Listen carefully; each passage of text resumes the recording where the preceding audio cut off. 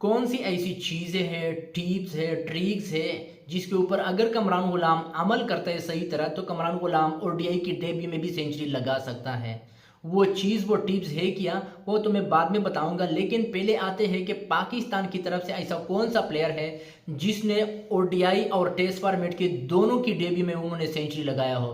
वैसे अगर नॉर्मली हम देखें तो बहुत सारे प्लेयर जब नए आते हैं जो डेब्यू करते हैं तो कोई खास फॉर्मेट में, कोई अगर T20 में डेब्यू करता है तो वो सेंचुरी लगा लेता है, या कोई ओडीआई में भी अगर डेब्यू करता है तो वो सेंचुरी लगाता है। ऐसे तो बहुत ज़्यादा पाकिस्तान के भी है, बाहर कंट्री के भी प्लेयर है। लेकिन पाकिस्तान का वाहिद एक ऐसा प्लेयर है जिसने दोनों फॉर्मेट की डेब्यू पे एक साथ सेंचुरी लगाया हो। जी हाँ, ये है आबिद अली। आबिद अली का नाम आप लोगों ने सुना होगा। आबिद अली इस प्लेनेट पे वाहिद एक ऐसा प्लेयर है, न पाकिस्तान के बल्कि पूरी दुनिया के वाहिद एक ऐसा प्लेयर है जिसने टेस्ट की डेब्यू में भी सेंचुरी लगाई और उसके बाद जब उनको ओडीआई में चांस मिला तो उन्होंने ओडीआई की डेब्यू में भी सेंचुरी लगाई। तो ये रिकॉर्ड अब आबिद अली के पास है और कल कमरान गुलाम के पास बड़ा ज़बरदस्त चांस है कि वो आबिद अली का ये रिकॉर्ड तोड़ दे या बराबर कर ले ये रिकॉर्ड। कल ऑस्ट्रेलिया के खिलाफ पहले ओडीआई में अगर कमरान गुलाम सेंचुरी लगा लेता है तो वो आबिद अली का ये रिकॉर्ड तोड़ सकता है या बराबर कर सकता है। अच्छा, अब इस रिकॉर्ड के लिए कमरान गुलाम को क्या क्या करना चाहिए उसके ऊपर आते हैं।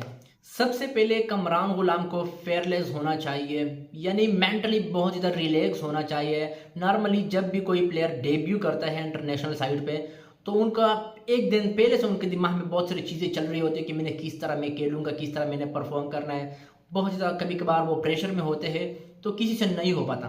तो सबसे पहले जो चीज़ है वो कमरान गुलाम को सबसे पहले अपने आप को बड़ा रिलैक्स करना चाहिए। जो भी चीज़ें अपने माइंड से, जो भी चीज़ें उनके माइंड में है वो निकालना चाहिए।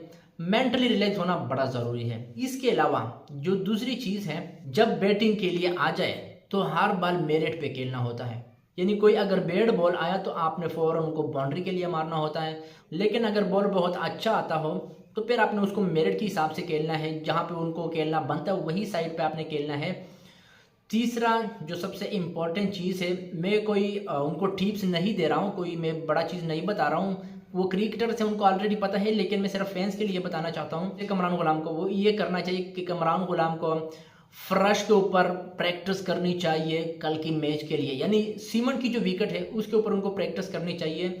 सीमन की विकेट में ये होता है कि बॉल बड़ा तेज़ आता है, बॉल जो है वो स्पीड भी होता है और बहुत तेज़ भी आता है। तो कमरान गुलाम को मेरे ख्याल से सीमन की विकेट पे बहुत ज़्यादा प्रैक्टिस करनी चाहिए कल की मैच के लिए। और उसका रीज़न सिंपल ये है कि सबको पता है कि ऑस्ट्रेलिया में ग्रीन विकेट होते हैं, बॉल टर्न होता है उसके ऊपर और बॉल बहुत तेज़ भी आता है उसके ऊपर।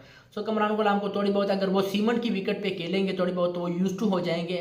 नॉर्मली कमरान गुलाम के साथ मैंने खुद देखा है, कमरान गुलाम नॉर्मली नॉकिंग वगैरह तो करते ही है सीमन विकेट पे। लेकिन अगर कल की मैच के लिए वो सीमन की विकेट पे प्रैक्टिस करें, और क्योंकि वहाँ पे अगर स्टिक के जरिए आप प्रैक्टिस करें तो वहाँ पे बहुत बड़ा तेज आता है, खासकर बाउंसर। तो कमरान गुलाम को इस चीज़ के ऊपर प्रैक्टिस करनी चाहिए। और सो अगर कमरान गुलाम ये चीज़ें थोड़ी बहुत फॉलो कर लेता है तो मैं भी बहुत ज़्यादा चांस है कि कमरान गुलाम कल ओडीआई की डेब्यू में भी सेंचुरी लगाए और आबिद अली का रिकॉर्ड तोड़ दें।